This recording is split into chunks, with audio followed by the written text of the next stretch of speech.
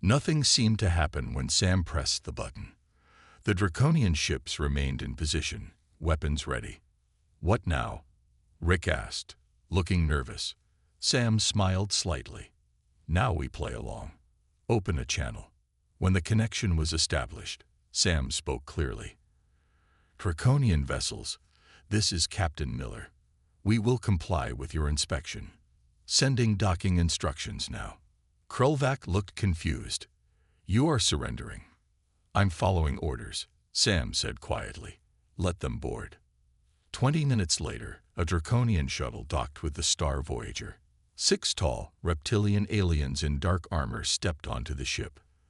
Their leader, a scared soldier with red scales, approached Sam. "I am Lieutenant Cragg. We will inspect all compartments. Resistance will not be tolerated." Sam nodded politely. "Of course. My engineer Diane will show you around." As the inspection team followed Diane, Sam whispered to Rick, "Start a silent countdown." 5 minutes. Krulvac watched Sam carefully. "What did that device do, Captain?" "Just wait," Sam replied. The Draconians moved through the ship, scanning everything. They seemed disappointed to find no weapons. The hidden panels remained firmly closed, the combat systems inactive. "Your weapons systems," Lieutenant Cragg demanded. "Where are they?" Diane looked innocent. "This is just a transport ship. We're complying with the new regulations." The Draconians snarled in disbelief. "We know this vessel was armed. Our intelligence is not wrong." Meanwhile, on the bridge, Rick's countdown reached 0. "Time's up, Captain." Sam nodded and touched his console. "Let's see if our friends arrived." The main screen changed to show the space around them. What had been empty before now revealed 5 human ships, appearing seemingly from nowhere. Each had dropped their stealth fields and now surrounded the Draconian vessels. "What is this?" Krulvac gasped. "Scattered pearls," Sam explained. "Those 6 separate ships you thought were on different routes. They're actually a battle group. They've been traveling together using stealth technology." Lieutenant Cragg rushed back to the bridge, having received an alert from his ship. "What treachery is this?" "No treachery," Sam said calmly. "Just a demonstration." The comm system activated, and Commander Vexcor's angry face appeared. "Captain Miller, you have violated hegemony law by concealing a military formation." "With respect, Commander, we've violated nothing," Sam replied. "These are all civilian ships, as we declared. They just happen to be traveling together." "Civilian ships do not use military stealth technology," the commander shouted. Melissa Yang's voice came through the comm. "Actually, we use stealth tech for avoiding space debris and reducing our energy signature. It's more efficient, and it helps avoid pirates," added Frank Ortiz from his ship. All 6 human ships now activated their targeting systems. Small red dots appeared all over the Draconian vessel's critical systems. Diane had returned to the bridge. She turned to Lieutenant Cragg. "See those targeting markers? Our mining drills are precise enough to cut through your armor without damaging critical systems, just like they're designed to extract minerals without damaging the surrounding ore." Cragg looked horrified. "You would attack hegemony enforcement vessels." "We wouldn't attack anyone," Sam said. "We're just making a point. You surrounded what you thought was a lone civilian ship. We're showing you why that's not a good idea." Krulvac stepped forward. "Lieutenant Cragg, Commander Vexcor, I am witnessing this as an official hegemony observer. The human vessels have not fired, merely demonstrated their capabilities." The standoff continued for long minutes. Finally, Commander Vexcor spoke again. "Withdraw your targeting systems, and we will withdraw our inspection team." "Deal," Sam said. He signaled the other ships, and the red targeting dots disappeared. As the Draconians left the Star Voyager, Lieutenant Cragg paused at the airlock. "This is not over, human." "It could be," Sam replied. "If your people recognize that we're not a threat unless threatened." When the Draconian ships departed, Krulvac turned to Sam. "That was a dangerous gamble, Captain." "No," Sam corrected. It was a necessary demonstration.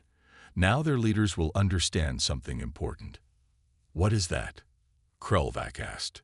That humans don't separate our ships into civilian and military the way they do, Sam said. Every human ship is both, when it needs to be. None of them noticed the small device left behind under the table, still recording everything they said. 2 days later, Sam met with Admiral Garcia and Kate Nelson in a secure room deep inside Earth's Space Command Center. The walls were plain metal, with no windows and only one door. The situation has gotten worse, Garcia said without greeting. The Draconians have issued an ultimatum. Sam sat down heavily. What kind of ultimatum? Kate showed him a message on her tablet. They demand that all human civilian ships disarm within 30 days. Any armed civilian vessel will be banned from hegemony trade routes. That would kill our outer planet commerce, Sam said. No captain would take a ship out there without defenses. Exactly, Garcia agreed. Which is why we think this isn't about safety at all. The Draconians want to limit human expansion. Kate pulled up a star map on the wall screen. Intelligence suggests the Draconians have been pushing for a stronger military presence in the hegemony for years. Our arrival makes a good excuse, and our armed merchant fleet scares them, Sam added. Or offers an opportunity, Garcia said. They can use us to push their military agenda. Sam studied the map. So what's the plan? Garcia touched a button, and 6 ship routes appeared on the map. We send 6 civilian freighters along normal trade routes. All captains will publicly complain about the disarmament demand, but agree to comply for this trip. But they won't actually disarm, Kate added with a small smile.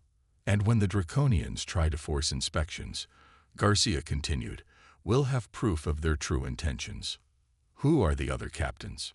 Sam asked. Garcia showed him a list.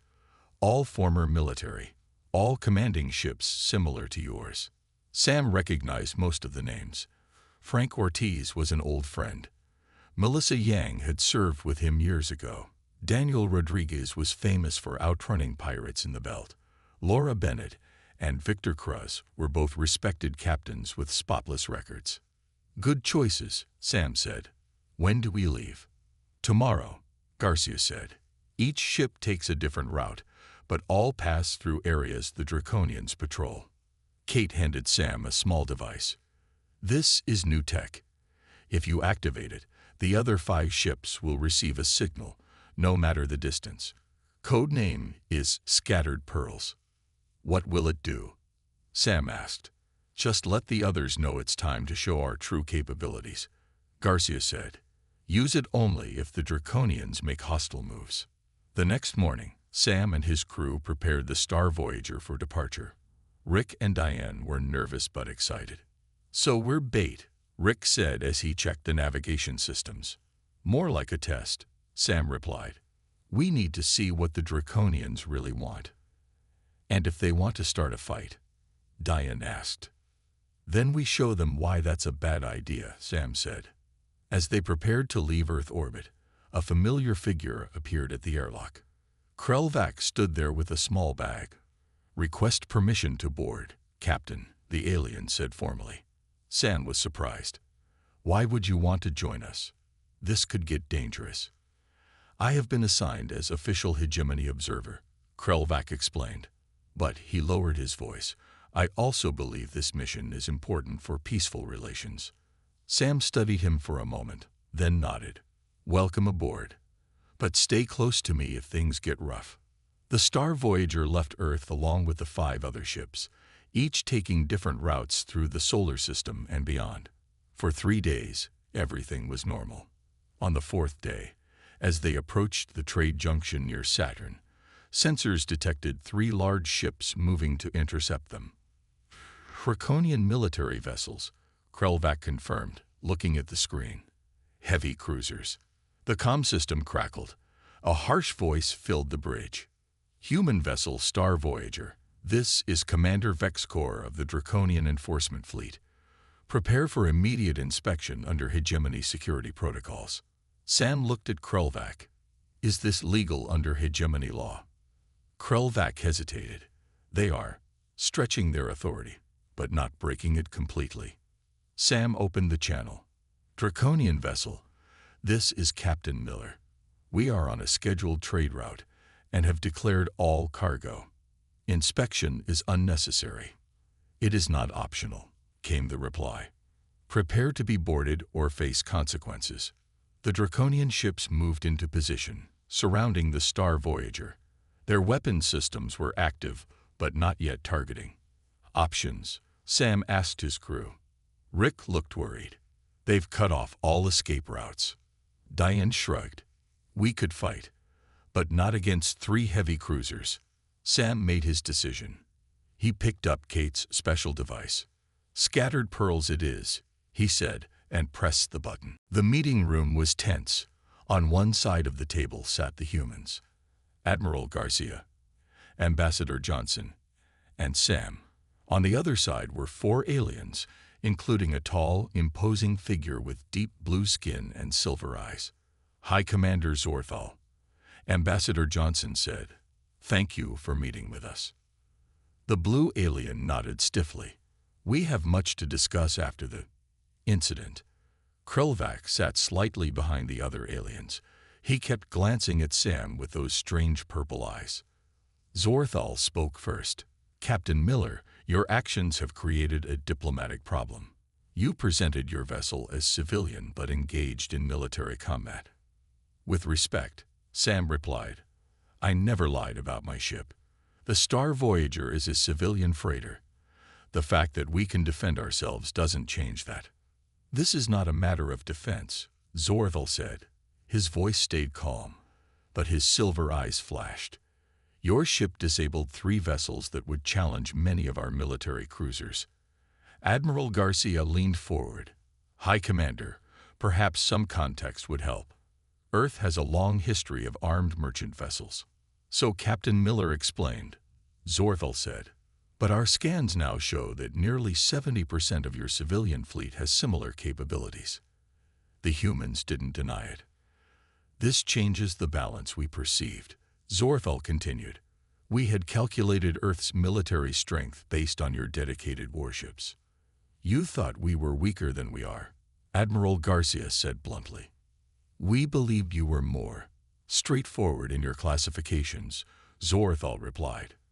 In a corner of the room, a woman with short red hair had been quietly working at a computer. Now she approached the table and whispered something to Admiral Garcia. High Commander, Garcia said, this is Kate Nelson, our intelligence officer. She has some information you might find interesting. Kate placed a small device on the table. It projected an image of the pirate ships. These ships match the design of vessels in the Draconian fleet, she said, and their attack happened only hours after your request to inspect our military capabilities. The room went silent. Zorthal's face showed no emotion, but one of the other aliens shifted uncomfortably. You are suggesting the attack was deliberate, Zorthal said finally. A test.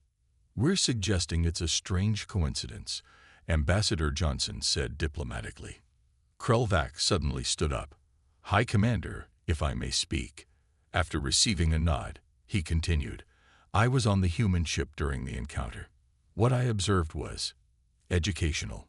The human approach is different from ours, but effective. Explain, Zorthal ordered. In the hegemony, we build ships for specific purposes. War, trade, research. Humans build all their ships to adapt to multiple roles.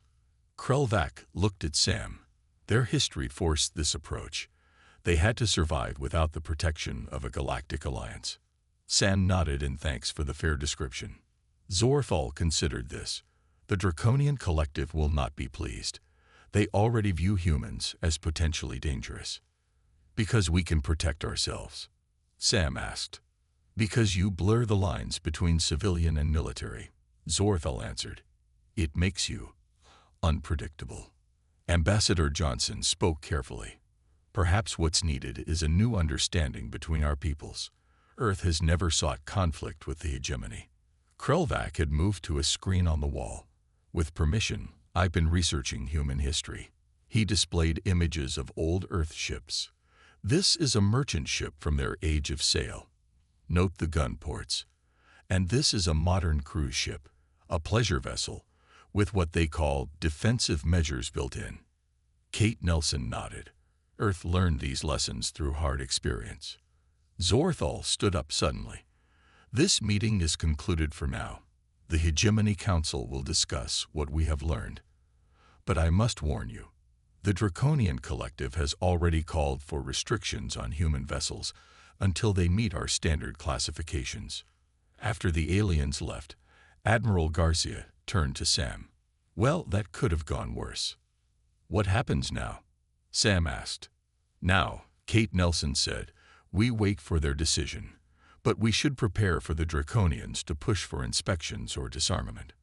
Sam shook his head. No captain I know will give up their ship's defenses. Ambassador Johnson looked tired. Then we may have a problem, because I don't think the Draconians will accept armed merchant ships traveling through their territory. We need to know more about their intentions, Admiral Garcia said. Captain Miller, how would you feel about another mission? Something a bit more diplomatic this time, if it means keeping our ships the way they are, Sam replied. I'm in. The pirate ships grew larger on the view screen. They were black with red markings, their weapons already pointing at the Star Voyager. Last chance to turn back, Krelvac said. Those are military-grade weapons. Sam ignored the warning. Diane, are we ready? All systems go, Captain, she replied with a smile that made Krelvac nervous. Rick, bring us around to face all three ships, Sam ordered. And now. Sam hit a button on his chair. The ship shuddered, and suddenly the Star Voyager was transformed. Hidden panels across the hull slid open, revealing rows of missile tubes and energy cannons. Lights that had seemed decorative now glowed with targeting lasers. What is happening? Krelvac gasped. Full combat mode, Sam explained. We only use it when we have to fight. The pirate ships noticed the change. They started to turn, trying to bring their main weapons to bear. Too late, Sam said. Diane, target their engines. Rick, evasive pattern Bravo. The Star Voyager moved with surprising speed for a freighter, dodging the first volley of enemy fire. Then Diane fired back. 6 missiles shot from the cargo section, each trailing blue fire. The pirates tried to shoot them down, but 4 missiles hit their targets. 2 pirate ships spun out of control, their engines damaged. How? Krelvac could barely speak. Those are military-grade shields. And those were mining charges, Diane said with a grin, designed to break up asteroids. Turns out, they work on ships too. The third pirate ship turned to flee. Sam wasn't having it. They attacked civilians, he said. Rick, pursuit course. Diane, disable their engines but leave life support intact. The Star Voyager chased the pirate ship, moving faster than Krelvac thought possible. Diane fired again, this time with energy weapons that cut through the pirates' rear shields and sliced into their engine section with surgical precision. Perfect shot, Sam said. The pirate ship drifted, powerless. Sam opened a communication channel. Attention pirate vessel. This is Captain Sam Miller of the Earth freighter Star Voyager. Your engines are disabled, and your friends are hurt. Surrender now, and we won't have to get serious. There was silence for a moment. Then a harsh voice answered. What trickery is this? You are a transport ship. How do you have these weapons? Sam smiled. I told you, we're a freighter, just one that doesn't like pirates. The pirates surrendered. Sam contacted the research outpost to make sure everyone was safe. They reported no deaths but some injuries and damage to the station. Krelvac watched all this with growing confusion. When things calmed down, he approached Sam. I do not understand. In our records, Earth's military ships are much less powerful than these pirate vessels. Yet your freighter defeated 3 of them easily. Sam leaned back in his chair. Our military ships are built to fight wars. These freighters are built to survive alone in dangerous space. But why hide these capabilities? Krelvac asked. We didn't hide anything, Sam said. You asked to see a civilian ship, so we showed you one. This is a civilian ship, with military-grade weapons, armor, and tactics, Krelvac pointed out. History lesson, Sam said. On Earth, merchant ships were often armed, especially during the age of sailing ships. Pirates were a big problem back then too. So all your civilian ships can fight like warships? Krelvac asked. Not all, Sam admitted. But most ships that travel to the outer planets can defend themselves. It's just common sense. Diane joined them, wiping engine grease from her hands. Earth learned the hard way that separating civilian and military ships just makes the civilians targets. Krelvac stared at the disabled pirate ships on the screen. The hegemony will find this very concerning. Why? Sam asked. We just stopped pirates that your people couldn't catch. Because, Krelvac said slowly, if your civilian ships are this powerful, we can only imagine what your actual warships can do. Sam and Diane exchanged looks but said nothing. A new message came through. It was from Earth Central Command. And it wasn't good news. Captain Miller, this is Admiral Garcia. The Hegemony High Command is requesting an emergency meeting about the incident at Ganymede. Return to Earth immediately. Sam sighed. Well, I guess the secret's out now. What secret? Krelvac asked. That humans don't build ships for show, Sam replied. We build them to survive. Sam turned to his crew. Rick, plot the fastest course to Ganymede. Diane, prepare the engines for maximum burn. The aliens watched with growing interest as the crew jumped into action. Krelvac stepped forward. Captain Miller, this is a civilian vessel. Surely you should wait for proper military response. Sam checked his displays before answering. People are in danger. We're the closest ship that can help.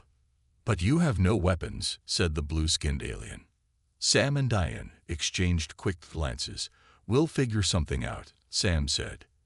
You three should probably head back to your shuttle. This might get dangerous. Krelvac surprised him by shaking his head. I request permission to stay and observe. This is a valuable learning opportunity about human crisis response. Sam didn't have time to argue. Fine, but stay out of the way. As the other two aliens left, Ambassador Johnson called on the secure line.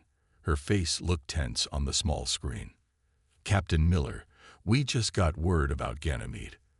The High Command wants to send their warships, but they'll take 10 hours to get there. We can make it in 6, Sam replied. Johnson lowered her voice. You understand what this means. If you go, they'll see. I know what they'll see, Sam said. But there are 50 people on that outpost.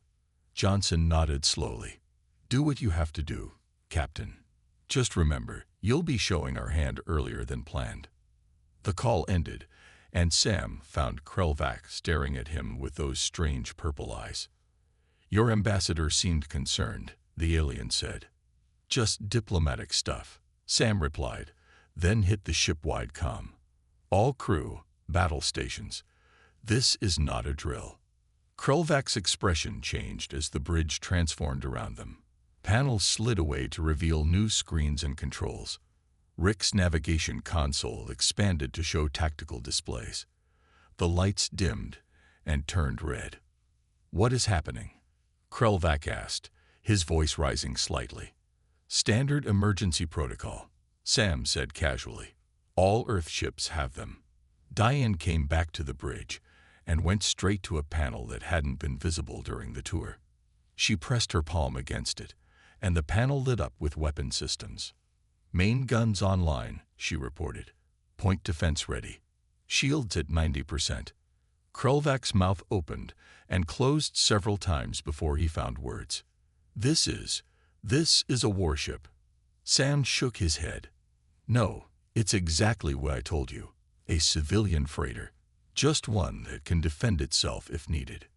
But these weapons, Krelvac gestured at the displays showing missile tubes and energy cannons, now extending from what had appeared to be cargo sections. Basic self-defense package, Sam explained, as if it were the most normal thing in the universe, standard on most Earth ships larger than a shuttle. For the next 5 hours, Krulvac watched in stunned silence as the crew prepared for battle. They checked weapons, ran simulations, and discussed tactics with the easy familiarity of people who had done this many times before. "You are all military trained," Krulvac finally said. It wasn't a question. "Former military," Sam corrected. "Most commercial captains are. Space is dangerous." "This is not how other species define civilian," Krulvac said. Sam shrugged. "Different histories lead to different approaches." As they approached Ganymede, the sensors picked up the 3 attacking ships. They were sleek, clearly designed for combat, with weapons far more advanced than Earth's best military vessels. Pirates, Krulvac identified them. Outcasts from the Draconian collective. Their vessels are built for raiding. You cannot hope to defeat them with a freighter. Sam smiled for the first time since the alert. "Watch us." He turned to his crew. "Rick, approach pattern Delta. Keep the main cargo hold facing away from them. They don't need to see the surprise early. Diane, charge all systems, but keep them cold until my mark." Krulvac moved closer to Sam. "I do not understand. In the hegemony, civilian means unarmed. Military means armed. Your distinction seems fluid." Sam's eyes stayed fixed on the approaching pirate ships. "Human history is full of wars, Krulvac. We learned long ago that clear lines between civilian and military just made the civilians easy targets, so we blurred the lines. The pirates noticed them and sent a warning message to stay away." Sam ignored it and continued his approach. "This is madness," Krulvac whispered. "They outgunned you 3-1. "Maybe," Sam said, his finger hovering over the weapon's release. "But they think we're helpless. And in my experience, that's the deadliest mistake you can make when dealing with humans." The day the aliens arrived, Sam Miller was hauling fertilizer to Mars. His ship, the Star Voyager, was halfway between Earth and the Red Planet when every screen on the bridge lit up with the same message. Sam read it twice, not believing his eyes the first time. "All vessels, this is Earth Central Command. Unknown objects have entered our solar system. They appear to be ships. They are not ours. Stand by for further instructions." Sam looked at Rick Simmons, his navigation officer. Rick's face had gone pale. "You think it's really happening?" Rick asked. "First contact." Sam nodded slowly. "Looks that way." Diane Powell, the ship's engineer, rushed onto the bridge. Her dark hair was messy, and her eyes were wide. "You guys seeing this?" Before anyone could answer, the screens flashed again. This time, it wasn't a text message but a video. A tall, blue-skinned creature with 4 eyes stood in what looked like a control room. When it spoke, its words were translated into English text at the bottom of the screen. "People of Earth, we are the Galactic Hegemony, a peaceful alliance of 7 species. We come to welcome you to the greater community of spacefaring civilizations." For 3 days, Sam and his crew watched the news like everyone else in the solar system. The aliens had sent 7 ships, 1 from each of their species. They parked them near Earth's moon and waited while Earth's nations scrambled to form a united response team. On the 4th day, Sam got direct orders. The Star Voyager was being redirected to Earth. His ship had been selected for alien inspection, along with Earth's newest military destroyer. "Why us?" Diane asked as they changed course. "We're just a freighter." Sam shrugged. Maybe they picked ships at random. Or maybe someone thought showing them a regular working ship would be good diplomacy. When they docked at the space station, Sam was met by a serious-looking woman in a formal suit. "Captain Miller, I'm Ambassador Lisa Johnson. You've been briefed on your role." Sam nodded. "My ship gets inspected tomorrow. I show them around, answer questions, be friendly." Lisa lowered her voice. "These aliens seem peaceful, but we don't know their true intentions. They've asked specifically to see our military capabilities. Admiral Garcia, and I think it's best if we appear less prepared than we are." Sam understood immediately. It was an old sailor's trick. Never show your full hand to strangers. The next morning, 3 aliens boarded the Star Voyager. One was tall with blue skin, another short with scales, and the third looked almost human except for purple eyes and 6 fingers on each hand. "I am Junior Science Officer Krelvac," said the almost human one. "We are grateful for this opportunity to learn about human vessels." Sam smiled and extended his hand. "Sam Miller, captain of this rust bucket. She's not much to look at, but she gets the job done." Krelvac looked confused by the handshake, but carefully copied the gesture. "Your modesty is unnecessary, Captain. Our scans show your vessel has impressive capabilities for, what was your classification? A civilian freighter." Sam kept his smile steady. "Just a regular transport ship. We carry cargo from point A to point B." Krelvac tilted his head. "Yet your hull is reinforced beyond what seems necessary for simple transport." "Space is dangerous," Sam said casually. "Micrometeorites, radiation, the occasional pirate. Better safe than sorry." As the tour continued, Sam could tell the aliens were puzzled by many features of his ship. They lingered at the extra power couplings, the reinforced bridge, and especially at the cargo bay with its unusual mounting brackets. "And these connections?" Krelvac asked, pointing to what any human spacer would recognize as weapon hardpoints disguised as cargo attachments. "For securing special containers," Sam explained. "Some cargo needs extra stabilization." Their questions might have continued, but suddenly the ship's comm system came alive. "Emergency broadcast to all vessels. The research outpost on Ganymede is under attack. 3 unidentified ships are firing on the station. Any nearby vessels, please respond."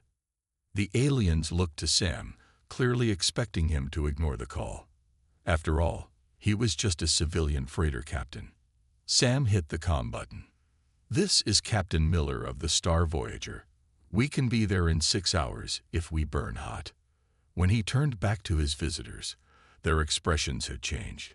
Confusion, surprise, and in Krelvac's purple eyes, the first glimmer of understanding. A week later, Sam stood in a large meeting hall on the Hegemony Central Station orbiting Jupiter. The room was filled with representatives from all 7 alien species, along with a small group of humans led by Ambassador Johnson.